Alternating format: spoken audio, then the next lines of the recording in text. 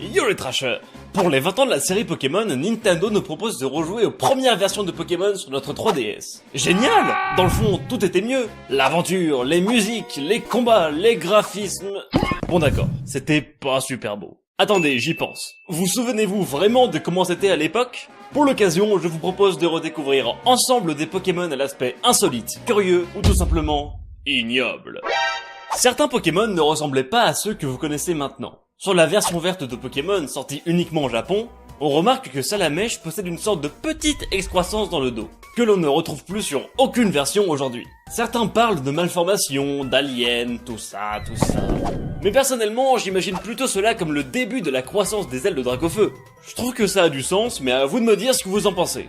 On pourra aussi noter le design de Phantominus, qui n'était rien de plus qu'un nuage de gaz avec des yeux. Ou encore Canartichaud, qui personnellement me fait beaucoup penser à Donald Duck.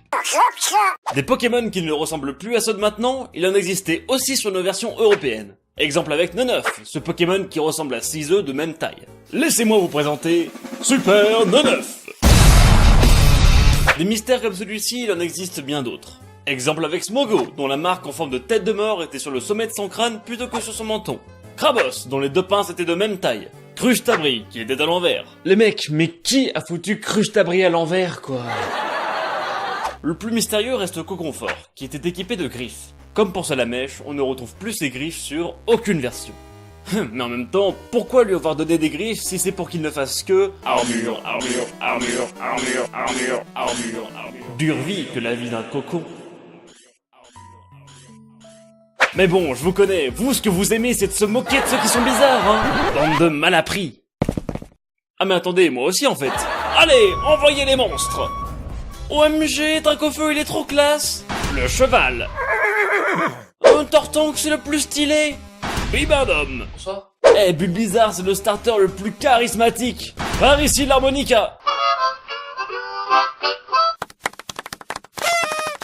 Donc l'enfance détruite c'est fait, on peut débuter. Voici Tignon dans Pokémon Vert. Je ne sais pas vous, mais j'ai quand même mis quelques temps à comprendre que cette espèce de kiwi en premier plan, c'était en fait ses poings et ses jambes. Hein, qu'est-ce qu'il y a? Mais non, mais sérieux, mais pas le fruit, enfin. Bon, on est d'accord, Métamorphe est pas spécialement beau. Un vieux chewing-gum, du rose, voici un Pokémon. Eh bien, sachez qu'on peut faire encore plus moche. Si, c'est possible. La preuve. Magmar est un peu dans la même situation. Il est dégueu et à l'époque, c'était pire. Le plus drôle, c'est sa posture. Regardez, on dirait que lui-même s'excuse pour sa laideur. Je suis désolé, gros. Continuons sur Machoke, Machopper et Maconier. Bon, là clairement, on a le droit à un mélange entre un canard et Thibaut InShape. Damn! Pas sûr que ce soit légal, donc on va pas s'attarder là-dessus. Bref, oubliez les pecs bandés et les muscles nervurés, c'est parti pour les potelés. Ectoplasma était plutôt... dodu. Mais le plus impressionnant reste tout de même la légendaire souris électrique. Non mais regardez-moi ce beau bébé.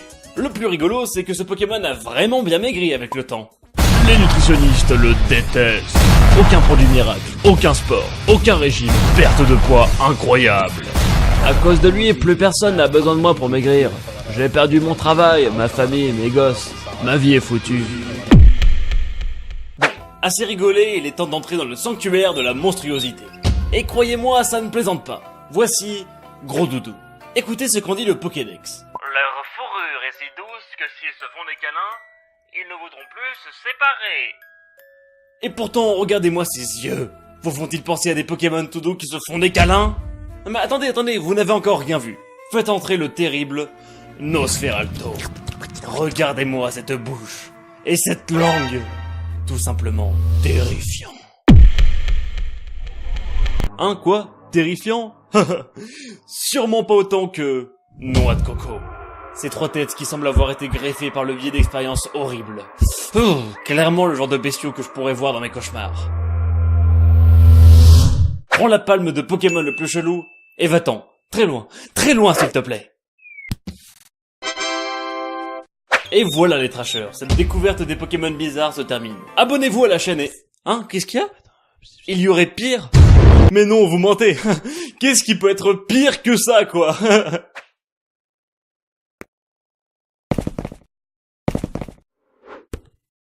Un putain de fœtus! Merci à vous les trashers d'être toujours aussi géniaux et d'avoir regardé cette vidéo. Elle vous a plu? Mettez un pouce bleu et partagez, ce serait super cool. Ah oui tiens, petite question. Qui est pour vous le Pokémon le plus bizarre, toute génération confondue? Dites-le moi en commentaire. Comme d'habitude, abonnez-vous à Trash Pokémon Trash et à ma chaîne. Vous pouvez aussi nous rejoindre sur les réseaux sociaux pour ne rien rater. Encore merci les amis, et à bientôt.